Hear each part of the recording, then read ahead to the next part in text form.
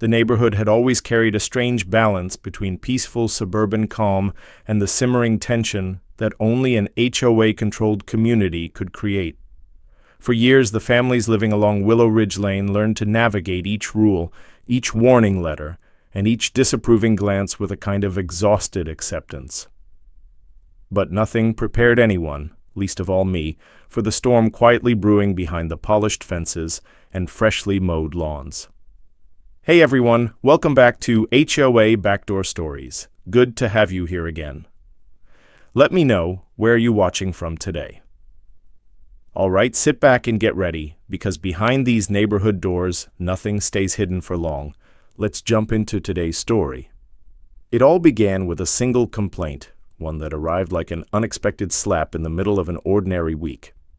My dog Jasper had always been known in the neighborhood as the harmless, friendly golden retriever who greeted joggers with a wagging tail and carried sticks twice his size as though they were prized treasures. Children adored him.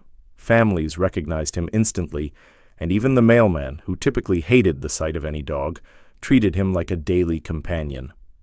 It was difficult to imagine anyone viewing Jasper as anything but a happy, well-trained pet. Yet somehow, someone did. The letter arrived in my mailbox with the unmistakable logo of the HOA stamped in threatening dark blue ink. It claimed a neighbor had filed a formal report stating that my dog had become aggressive, disruptive, and a danger to community safety. The accusation felt absurd, almost laughable, but the tone of the letter left little room for amusement. The HOA had issued an official warning and demanded immediate compliance. They wanted Jasper confined to the house at all times until further notice. The weight of the accusation lingered long after I finished reading. I knew exactly who filed it, even though the letter never mentioned a name. There was only one person in the entire neighborhood who watched every movement, noted every sound, memorized every minor inconvenience, and treated the community like her personal kingdom. Karen had the kind of presence people felt before they saw. Her rigid posture, sharp stare, and constant scanning of the street created a sense of invisible surveillance, as though every resident lived inside boundaries she alone controlled. Over the years, she had complained about trash cans placed 2 inches too close to the curb, holiday lights that stayed up a day past her approved schedule, and even the harmless chalk drawings children made on the sidewalk. So it didn't surprise me that a harmless dog's existence had finally offended her. At first, I told myself it was manageable. Karen had filed dozens of petty complaints against neighbors before, and most resolved quietly with a warning or a brief HOA hearing. I believed this would fade just the same. But the situation escalated far beyond what anyone expected when she decided the HOA wasn't enough. 2 days after receiving the notice, I woke to the sound of loud knocking. The morning air was still cool, and Jasper greeted the noise with a sleepy stretch. When I opened the door, I found 2 police officers standing sternly on the porch. They informed me that a neighbor had reported an active dangerous animal incident at my residence. According to the call, my dog had been charging at pedestrians, attempting to bite children, and creating a significant public safety threat. The exaggeration felt almost surreal. The officers quickly realized Jasper posed no threat, but the damage was already done.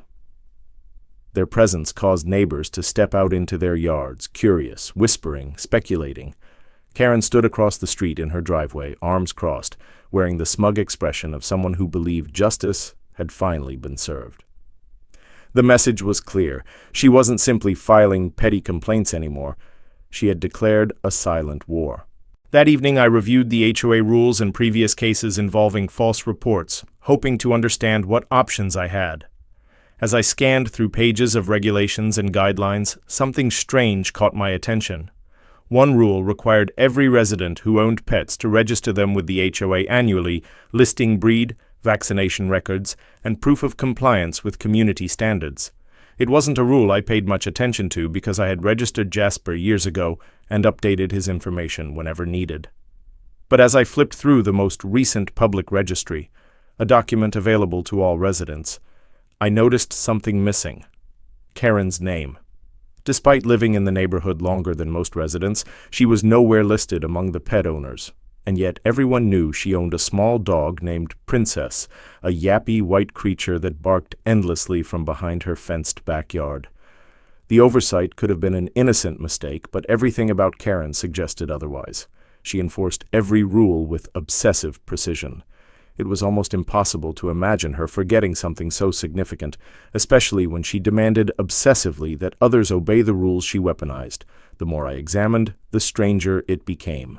There was no record of Princess ever being registered, no vaccination history filed with the HOA, no compliance forms, nothing. It was as though her dog, loud, territorial, and constantly outside, did not officially exist within the HOA system at all. A realization crept into my thoughts, one that made the entire situation feel less like petty neighborhood drama and more like the opening of something much deeper. If Karen hadn't registered her dog, she was in direct violation of multiple HOA policies, violations that carried heavy fines, violations she herself had reported others for repeatedly. But the question burned in my mind. Why would someone so strict about the rules break them so blatantly? Curiosity pushed me further, and I began quietly asking neighbors questions, not about Karen, but about Princess. Most people remembered the dog vividly. They described hearing barking at all hours, seeing Karen walking her around the block, and watching her let the dog roam freely in her backyard. But when asked about HOA registration or any requirement Karen might have fulfilled, no one had an answer. The cracks in Karen's carefully controlled persona began to show. It felt as though she had built a fortress of rules to hide something behind it, something she didn't want anyone to see. And so what began as a simple complaint about my dog transformed into a mystery, a hidden inconsistency, a suspicion that Karen might be concealing more than an unregistered pet. The idea settled in my mind like a seed, waiting to grow into something undeniable. As I stood on my porch that night, watching Karen's backyard lights flicker through the wooden slats of her fence, I couldn't shake the feeling that her complaint wasn't about Jasper at all. It was about control, fear, and something she needed to hide at any cost, and I was about to uncover exactly what that was. The next morning arrived with an unshakable sense of tension, as though the air itself had absorbed the chaos of the previous day. The neighborhood felt quieter than usual, but not in a peaceful way. It was the kind of silence that followed a disruption, the kind that stretched across lawns and sidewalks, whispering through hedges as residents tried to understand what exactly had happened with the police visit. Jasper sensed the tension as well. He stayed close to me, his gentle nature conflicted by the memory of the officers stepping into our home. He didn't understand the accusations, but he understood the unease. Karen, on the other hand, behaved as though she had won a major victory. She stood outside early that morning, watering the same tiny patch of grass she never let anyone step on. Her posture was straighter, her expression sharper, and every movement of hers carried an unmistakable air of superiority. She believed she had put me in my place. She believed Jasper was now branded a neighborhood menace.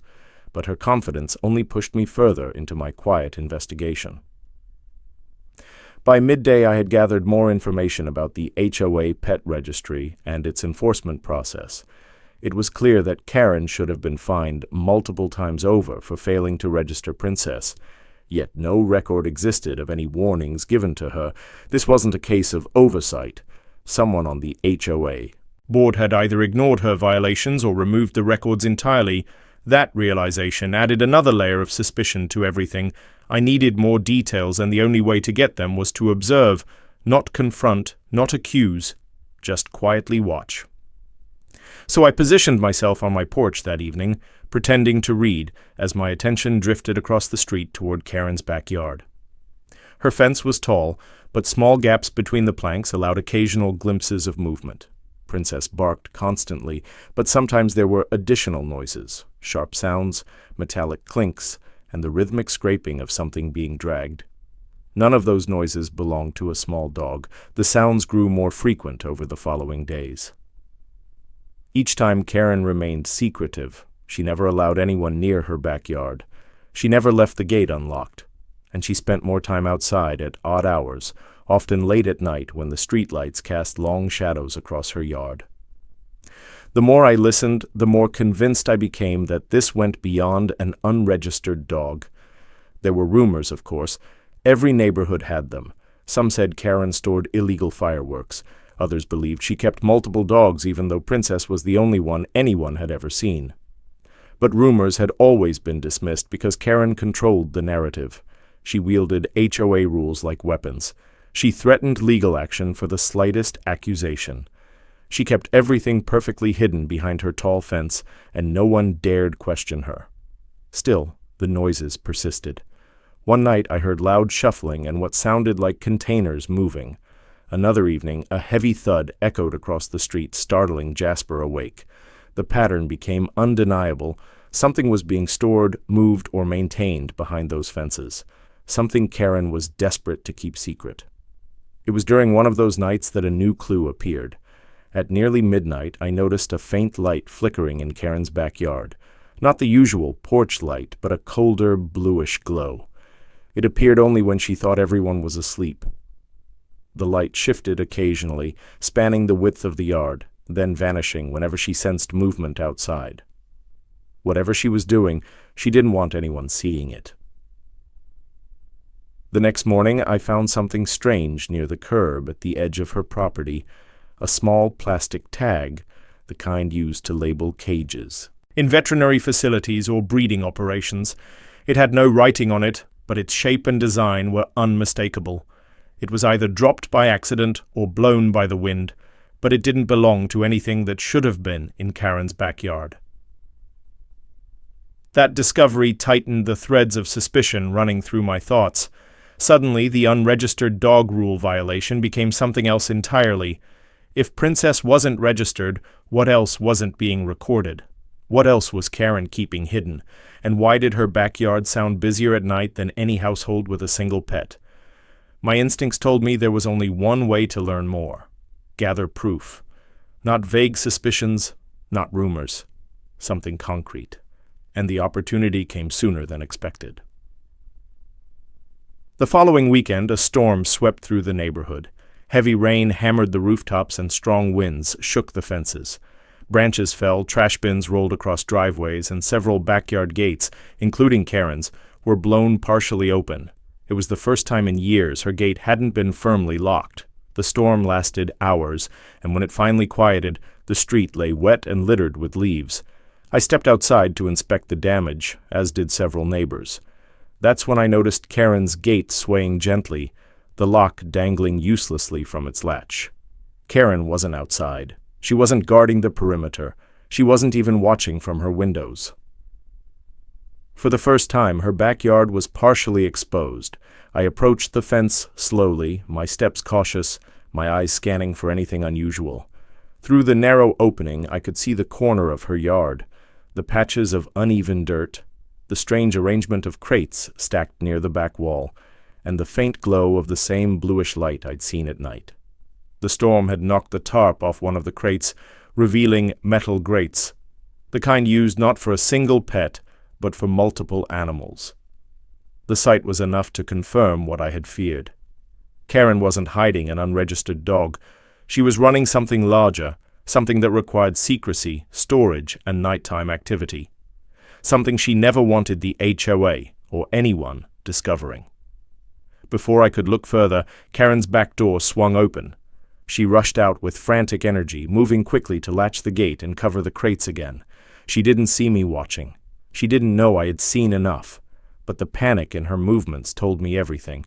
She was afraid, not of the storm, but of exposure. I returned home quietly, my mind racing. Whatever Karen was doing, it was more serious than petty rule-breaking. It was something that could damage her reputation, her position, and her control over the entire neighborhood. And now, for the first time, I had the upper hand. But uncovering the truth wouldn't be simple. Karen had spent years building walls, literal and metaphorical, around her secrets.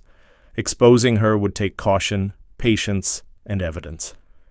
And I knew that the moment she realized someone had glimpsed behind her fence, she would strike back harder than before. As the day ended and the storm clouds drifted away, I understood that the real conflict was only beginning. The dog complaint was just the surface. Beneath it lay the truth she had spent years hiding, and I was about to dig deeper. The storm may have passed, but its aftermath lingered across the neighborhood like an open invitation to secrets long hidden. Damp leaves clung to driveways, trash bins lay overturned, and the scent of wet soil drifted across every lawn. Yet none of those things weighed on my mind as heavily as the image burned into my memory. The crates stacked in Karen's backyard, the unlatched gate, the cold, bluish glow, and her panicked reaction when she rushed outside to cover everything again. Karen had always been meticulous, always so rigidly composed that even her complaints felt rehearsed. But what I saw in that brief moment was something entirely different. A woman driven by fear, working frantically to conceal something she couldn't risk the world discovering. And fear, more than anything, suggested guilt. After witnessing those crates, everything about Karen's behavior began to make sense.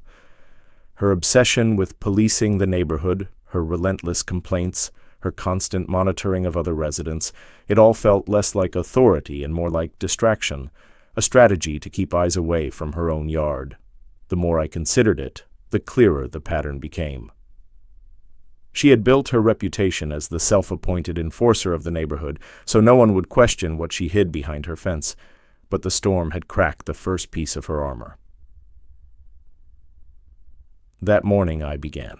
My next step, gathering information from the only place that documented every household, public HOA files.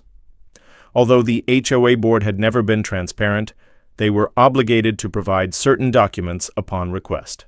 So I headed to the small administrative office near the community entrance, where the walls were lined with outdated pamphlets and the air smelled faintly of moldy carpet. The records listed every registered pet, every violation, every architectural request, every community fee, and every formal complaint. As I suspected, Karen's name stood out, but not in the way one might expect. She had filed 27 complaints in the last 2 years, mostly targeting minor issues. But what struck me more was what wasn't there. Not a single violation logged against her. Not one warning, not one inquiry about her own property, despite her clear violations. Someone on the board was either protecting her or ignoring her. But why? As I continued flipping through the folders, I found something that made me pause, a note from an HOA board meeting nearly a year ago. It was brief, almost insignificant, but it mentioned a discussion about backyard structure restrictions. The note said one board member had raised concerns about residents building unauthorized sheds, storage units, or animal containment areas, but the topic was dismissed quickly due to lack of evidence. The board member who raised the concern had since moved out of the neighborhood. That tiny detail felt too coincidental. Someone had noticed something about Karen's yard once before, and now they were gone. I didn't want to assume the worst, but it was becoming impossible to ignore the pattern. Karen hadn't just hidden crates and equipment. She had crafted a shield of influence around herself.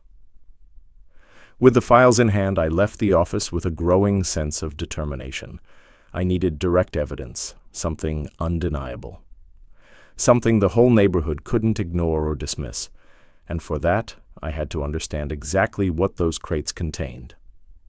For the next few days, I observed Karen's house more carefully. I didn't stare openly or linger suspiciously, but I watched from a distance as she followed her rigid schedule. Every morning she carried bags to her backyard, not trash bags, but sealed, heavy-duty sacks. Every evening she moved between the crates, opening and closing them quickly, never staying long enough for anyone to see what she was doing. Late at night, she brought out a small portable lamp, setting it beside the crates as faint mechanical sounds echoed softly through the yard. The more I listened, the clearer the sounds became. The clinking, the pacing, the scratching, it no longer resembled the noises of a single small dog. It felt industrial, controlled, manufactured. Then, on the 4th night after the storm, I witnessed something new. Through the slats of her fence, I saw movement, more than one shape shifting inside the yard. The shadows were quick and numerous, not belonging to a single animal. At first I thought they were raccoons or stray cats, but their movement was too synchronized, too confined, too deliberate. Whatever Karen was keeping in her backyard wasn't just hidden, it was alive, and there were many of them. My heart pounded as I stepped closer, staying concealed behind my own tree line. The shadows shifted again, and this time I heard a low, distressed sound, a muffled whine, almost like a cry. Not of a wild animal, not of something free, but of something trapped. A sickening realization settled over me as the pieces began to align. Karen wasn't hiding a pet. She wasn't hiding harmless storage or fireworks or equipment.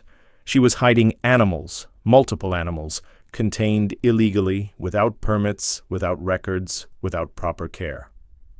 The crates weren't for storage, they were kennels. And the bluish light wasn't decorative. It was a heat lamp, the kind used for puppies, exotic pets, or newborn litters that required warmth.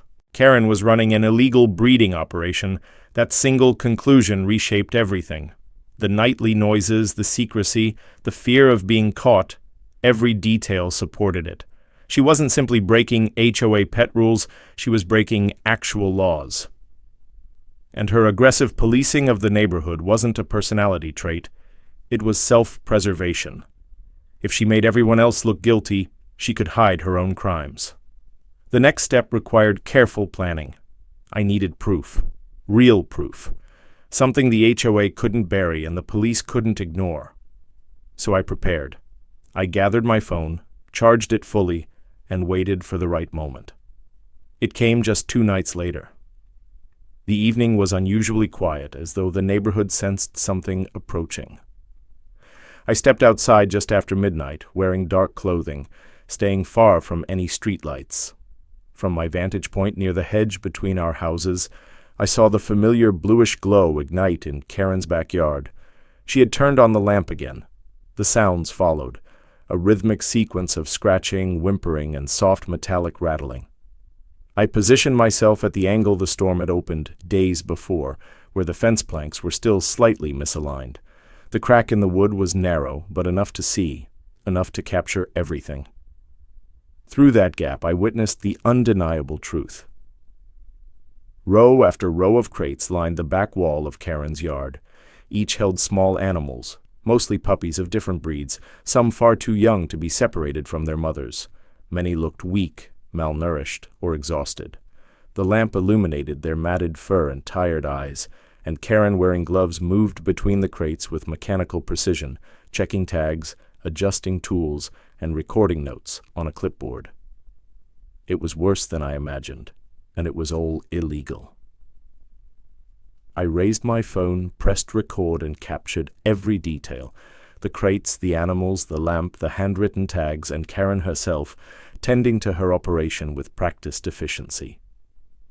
As I lowered my phone, my heart racing, one thought echoed in my mind. This would be the end of her, but exposing her wouldn't be simple.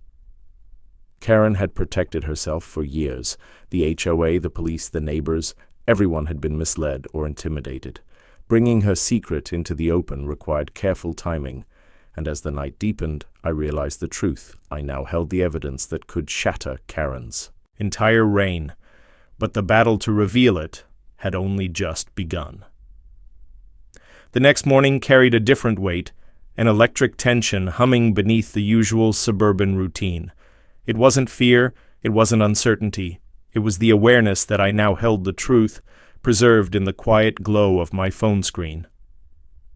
Proof of Karen's secret, proof of what she had spent years hiding, proof strong enough to dismantle the authority she had built, one complaint at a time. But having the evidence was only the beginning. Revealing it meant confronting an HOA board that she had influenced, intimidated, or manipulated for as long as anyone remembered. It meant exposing the blind spots that had allowed her to operate unchecked, and it meant preparing for retaliation, not petty complaints, but something far more aggressive. Karen had already proven she was willing to involve the police over nothing more than barking. If she suspected I had discovered her secret, she would escalate without hesitation. So I didn't rush. I moved carefully, examining every step, every possible outcome. The first thing I did was back up the recording, twice, once to my computer, once to cloud storage. The second thing was to document everything else: the storm damage, the open gate, the crates visible from the street, the strange noises, and even older HOA notes about backyard structures. Every detail mattered, because detail was the one weapon Karen couldn't manipulate. By midday, I had assembled a complete timeline. All that remained was the hardest part: approaching the HOA. The community center where the HOA held its meetings was a plain beige building tucked behind a row of decorative shrubs. Inside, the fluorescent lights flickered faintly, and the air smelled of stale coffee and paper. The board consisted of 5 members, most of whom were polite but guarded, and sitting at the far end of the table, like a shadow of influence even when not present, was an empty chair, Karen's chair. She wasn't officially a board member, but she attended every meeting, shaping decisions through her relentless pressure. As I stepped inside, the members looked up with polite confusion. They didn't expect visitors outside of schedule. They didn't expect confrontation. I began calmly, presenting the situation as neutrally as possible. I explained the false report against my dog, the police visit, the noise from Karen's yard, the storm that opened her gate. Their expressions shifted, some showing concern, others discomfort. But when I mentioned the unregistered pet, a deeper tension crept across their faces. When I finally mentioned the crates and the evidence I had, I saw true fear stir in their eyes. Not fear of me, but fear of what Karen had done under their watch. I placed my phone on the table and pressed play. The recording filled the room with cold, undeniable truth: the bluish light, the rows of crates, the weakened animals. Karen moving between them, clipboard in hand, the muffled cries that no one could mistake for anything else. The board members said nothing. They stared, stunned, the illusion of control dissolving instantly. For the first time, they understood the scale of what had been happening behind Karen's fence. When the video ended, a silence settled over the room, heavy, uncomfortable, charged. One member rubbed his temples. Another whispered something under his breath. A third looked at the door, as though Karen might appear at any moment. When they finally spoke, it was with a mixture of outrage and guilt. They had relied on Karen for information. They had trusted her reports. They had dismissed concerns about her because she had framed herself as the neighborhood guardian. But in reality, she had used their trust to shield herself, and in doing so, she had exploited every weakness in the system. Still, I could sense hesitation. Exposing Karen meant exposing their own negligence. It meant acknowledging that for years they had allowed harm to unfold right behind them. So I made it clear that the situation was no longer a matter of internal HOA politics. The video showed evidence of illegal breeding, animal neglect, zoning violations, and possible health hazards. If the board didn't act, authorities would. They no longer had the option to ignore, soften, or delay. The room shifted again. Determination replaced hesitation. One member pulled out an emergency action form, another drafted a report, and for the first time in years, the HOA prepared to stand against Karen instead of hiding behind her. But something unexpected happened next. As the board began discussing how to proceed, one member, the treasurer, revealed a detail that changed everything. Months earlier, Karen had pressured the board into granting her yard privacy allowances, a vague exception she claimed she needed for safety concerns. She insisted the board accept her terms in exchange for her continued dedication to community enforcement. That exception had shielded her entirely, and the board, eager to appease her, had approved it. Now that single decision threatened to drag the entire HOA into liability. If authorities learned that the board had granted Karen an unusual exemption, they could argue the HOA had unknowingly enabled her operation. Panic flickered across their faces, and in that moment, I understood why Karen had never been challenged. Her control wasn't accidental, it was strategic. But power built on manipulation always cracks eventually, and her cracks were spreading fast. With the board's approval, the next step was an emergency inspection. one led by professionals, not neighbors. The board agreed to send a certified inspector to Karen's property within 24 hours. They documented my evidence, prepared formal notices, and contacted the city's animal services to coordinate. What none of us expected was how quickly Karen would sense that something was unraveling. That evening, as I stepped out onto my porch, I saw her standing in her driveway. She wasn't watering the grass or pretending to organize her flower pots. She was watching. Her eyes tracked every person, every car, every shift in the air. Her posture was stiff, her jaw tight, her entire body coiled like a spring. She knew something was coming. The way her gaze lingered on my house made my skin crawl. It wasn't the usual superiority she wore like armor. It was suspicion. She could feel her control slipping, even without knowing why. That night, long after the lights dimmed and the street quieted, I reviewed the recording again. Not because I needed to, but because I knew that what was coming next would escalate the conflict in ways none of us could predict. The truth was ready to surface. The board was ready to act, and Karen was ready to fight back. The next day would bring confrontation, exposure, and consequences that had been years in the making, but none of us knew just how far she would go to protect her secret. The tension in the neighborhood had reached a level that felt almost physical, like something pressing down on the rooftops, waiting to burst. After Karen's secret operation was exposed, her illegal backyard breeding setup, the unregistered animals, the hidden shed filled with evidence. Most people expected her to retreat, maybe even apologize. But instead, she chose defiance. She barricaded herself in her house, refused to speak to the HOA board, and doubled down on her insistence that I was the problem, not her. The streets that were once quiet in the evenings carried whispers instead. Neighbors gathered on porches, talking in low voices, as if afraid she could hear them. Even my dog sensed the shift. He stayed closer to me, watching the fence line as if he knew something was coming. The HOA president kept dropping by, bringing updates, pending citations, calls from the sheriff, meetings scheduled. But underneath it all, there was the same unsettling message. Karen was not backing down by midweek. The HOA had issued more than a dozen violations against her. She refused to sign for any of them. Fines were piling up. The county had already opened an investigation into the breeding operation. Her name was now circulating through animal control, zoning, and even environmental safety. It wasn't just a slap on the wrist anymore. It was the kind of trouble that could swallow a person whole. That was when the neighborhood began noticing the new pattern.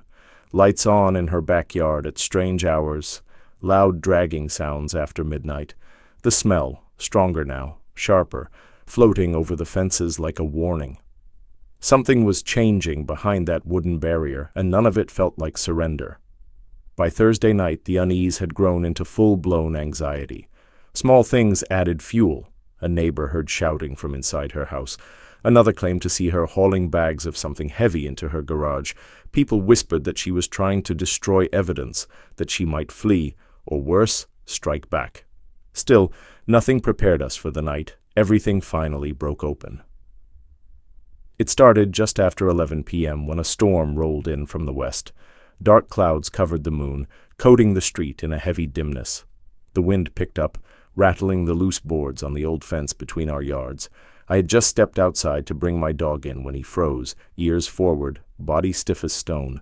A single sharp sound echoed across the yard, not loud but distinct. A metallic clank, then another, then something like a muffled thud.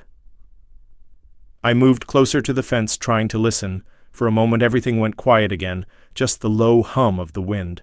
Then came another sound, this one unmistakable, a low, distressed whining. Not from my dog, not from any dog I recognized. It was coming from Karen's yard. The storm wind softened for a moment, clearing the air just enough for the smell to reach me again. Stronger, fresher, more alarming than ever before. Instinctively, I reached for my phone. Just as I began dialing animal control, a sudden burst of light shot across the fence, followed by the unmistakable crackle of something sparking. Another noise followed, this time a loud crash. That was when the first scream tore through the night. Not from an animal, from a person. The neighborhood seemed to come alive instantly. Porch lights flicked on up and down the street, doors opened, people stepped out, alarmed, searching for the source. My dog barked sharply, backing away from the fence as another scream followed, this one louder, panicked, almost pleading. Without thinking, I ran toward the front yard. From there, Karen's house was lit with chaotic brightness, lights flickering inside, shadows moving rapidly across windows, and flashes of orange that didn't look like standard indoor lighting. Smoke lifted from behind the house, small at first but unmistakable. Neighbors began pouring onto the sidewalk, staring, shouting, calling for help. The HOA president came sprinting from 3 houses down, already on the phone with emergency services. A few people tried knocking on Karen's door, but she didn't answer. Then the sound changed again, another crash, glass shattering, and something heavy collapsing.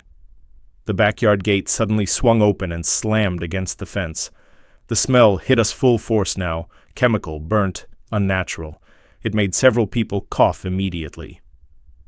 When the fire truck finally pulled onto the street, sirens cutting through the wind and rain, the chaos ignited into something far more terrifying. The firefighters rushed toward the backyard with masks and hoses ready. As they broke through the fence panel that had partially collapsed, the full scene appeared, lit by lightning and emergency lights. The illegal shed had caught fire from some kind of electrical overload. Cages had fallen over. Animals were scrambling in panic. And right in the middle of it all was Karen herself, coughing violently, disoriented, trying to salvage something from the flames. She was clutching a small metal box, dirty, dented, but held tightly as if it was the only thing that mattered. A firefighter reached her just as she stumbled to the ground. They grabbed the box from her hands and pulled her to safety. The neighbors watched in stunned silence as animal control officers began rounding up the surviving animals, carrying them out gently, one by one. Some were trembling, others injured. The scale of her operation was far worse than anyone had imagined. It was no longer a matter of fines or HOA violations. It was criminal. As the firefighters extinguished the last of the flames, and the shed collapsed into a steaming pile of blackened boards, Karen sat on the curb, soaked from the rain, shivering, not from cold, but from shock. Her eyes darted from neighbor to neighbor, as if silently pleading for someone, anyone, to defend her. But the neighborhood had seen enough. Authorities pulled her aside for questioning. Her metal box, now in the hands of an investigator, was opened right there under the dim streetlights. Inside it was a stack of forged records, cash envelopes, and a list of buyers, evidence of months, maybe years, of hidden transactions. That was the final blow. As officers placed her in the back of their vehicle, the street fell into a heavy quiet. No one cheered, no one gloated. They simply watched as the storm swallowed the flashing lights while the car pulled away. By the time the last emergency truck left, the sun was beginning to rise behind the thinning clouds. The neighborhood was exhausted, shaken, but strangely unified in the aftermath. The truth was out. The danger was gone. The long nightmare of suspicion and tension had finally snapped. But as I headed back toward my house, something unsettled lingered in the air.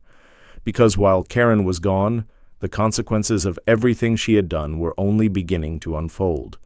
And in the smoky debris of her backyard, investigators had found something else, something far more complicated than her breeding operation, something that would set the stage for what came next. Morning arrived quietly, but the neighborhood felt nothing like it used to. The storm clouds had thinned into streaks of gray, and the lingering scent of smoke drifted across the lawns like a ghost that refused to leave. After the chaos of the night before, people stepped outside with a kind of cautious curiosity, unsure what would happen next. The burned remains of Karen's illegal shed still smoldered behind her fence, and yellow tape surrounded the area, an unmistakable sign that the investigation was far from over. Word spread quickly that detectives had returned at first light. Their cars lined the curb, and their presence drew the neighborhood into a tense silence. The HOA president waited near them, arms crossed, face stern, no longer dealing with petty disputes or noise complaints, but something much larger. Even though Karen had been taken into custody overnight, her property was now the center of a deeper search. Something discovered in the rubble had changed the entire direction of the case. From my front porch, I watched as investigators moved through the ruins of the shed with careful precision. They marked spots, photographed details, collected small items into evidence bags. Neighbors gathered in clusters along the sidewalk, whispering theories, guessing at possibilities. Everyone had seen the forged documents in the metal box. Everyone knew the illegal breeding operation had been bigger and more dangerous than any of us suspected, but there had been something else, something the investigators had kept quiet when the shed collapsed. By mid-morning, the truth emerged. The detectives finally approached the HOA board and explained what they had found. Though the conversation happened several houses away, the somber expressions said everything. The shed hadn't only been used for breeding dogs. A second section, buried under layers of cages, wiring, and debris, contained equipment that suggested an entirely different operation. Chemical containers, heating plates, sealed bags, materials that didn't belong anywhere near animals. Items that pointed to something illegal, something potentially volatile. It became clear Karen's backyard operation wasn't just unethical or dangerous, it was criminal on multiple levels. The authorities had suspected animal abuse and zoning violations, but now they were considering charges related to illegal chemical storage, fraudulent sales, and hazardous environmental waste. Her backyard was not just a nuisance, it was a threat to everyone around her. As the day went on, neighbors began piecing together smaller things they had ignored before or explained away. The strange smells in the evenings, the loud clanking at night, the heavy deliveries left at her door by unmarked vans, the sudden spiking electric bills she used to complain about years ago, all of it formed a picture none of us had wanted to see. The block felt heavier under the weight of realization. Not only had Karen lied about my dog, called the cops, and pushed the HOA into endless disputes, she had been hiding something far more dangerous in the middle of our quiet street. Her attacks on my dog now looked like calculated diversions, attempts to shift attention away from her property and onto mine. She had tried to portray herself as a victim while keeping everyone focused anywhere except behind her fence. It worked for a while, until it didn't. By noon, the detectives had uncovered enough evidence to seal off the entire backyard and begin removing hazardous materials. The fire had damaged much of the setup, but enough remained to confirm what they needed to know. Karen would not be returning home anytime soon. The block watched as each piece of equipment was carried out: metal containers, scorched tools, broken machines, all reminders that beneath her carefully constructed complaints, she had been hiding a long, spiraling secret. For the first time in days, the neighborhood felt united in relief rather than fear. Throughout the afternoon, people stopped by my yard to check on me and my dog. Some apologized for not believing the extent of Karen's lies earlier. Others simply wanted to reassure themselves that the danger was gone. The HOA president visited too, though her face still carried the strain of everything that had unfolded. She explained that the board had officially removed Karen from all HOA privileges and a legal process was underway to place a lien on the property. The house would likely go on the market once the investigation ended. The idea of someone new moving into that home felt strange, but in the slow, steady return of normalcy, it also felt like a promise, a chance for the neighborhood to breathe again. As evening approached, the last of the investigators packed up, but before leaving, one of them approached me directly. He handed me a sealed envelope and explained it had been found inside Karen's metal box, addressed to me. I hesitated, unsure what to expect, but he insisted I keep it. Inside was a single sheet of paper. No threats, no apologies, no excuses. It was a copy of the anonymous complaint she'd filed against my dog with her signature at the bottom, something she had denied repeatedly.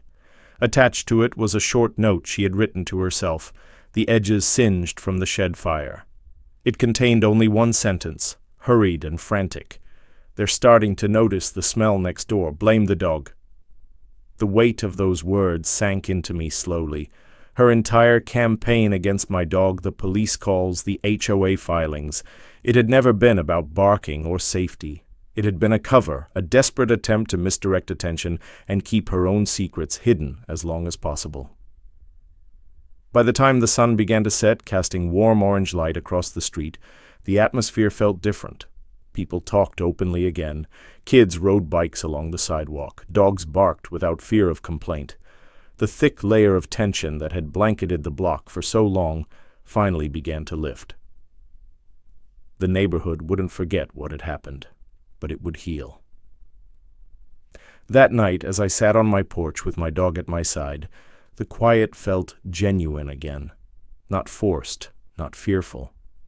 For the first time in weeks, the neighborhood felt whole. My dog curled up next to me, peaceful, unaware of the storm he had unknowingly helped expose.